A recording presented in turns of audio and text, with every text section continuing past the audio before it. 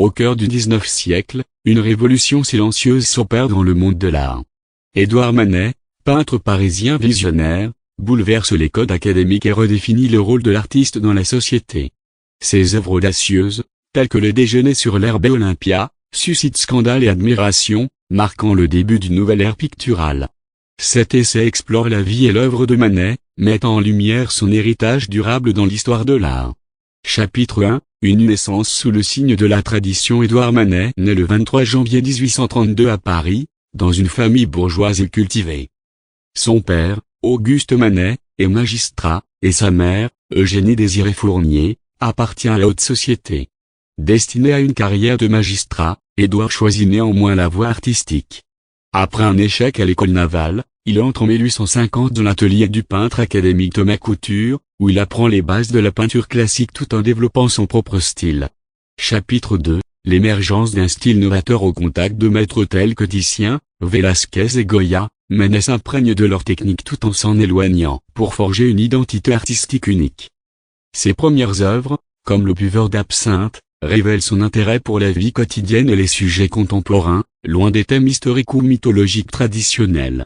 Cette approche réaliste, associée à une touche franche et directe, marque le début de sa rupture avec les conventions artistiques de l'époque. Chapitre 3. Les scandales du salon. Les œuvres de Manet, bien que novatrices, sont souvent rejetées par le jury du salon officiel. En 1863, Napoléon III autorise la création du salon des refusés, où Manet expose Le Déjeuner sur l'herbe. Cette toile, représentant une femme nue en compagnie d'hommes vêtus, choque le public par son audace et son absence de justification mythologique. 2 ans plus tard, Olympia, une représentation réaliste d'une courtisane, suscite un scandale encore plus grand, confirmant la volonté de Manet de bousculer les normes établies. Chapitre 4. L'influence sur l'impressionnisme. Bien que Manet ne soit pas officiellement membre du mouvement impressionniste, son influence sur celui-ci est indéniable. Il fréquente les artistes des Batignolles, tels que Claude Monet, Pierre-Auguste Renoir et Edgar Degas, et partage avec eux l'intérêt pour la lumière et la couleur.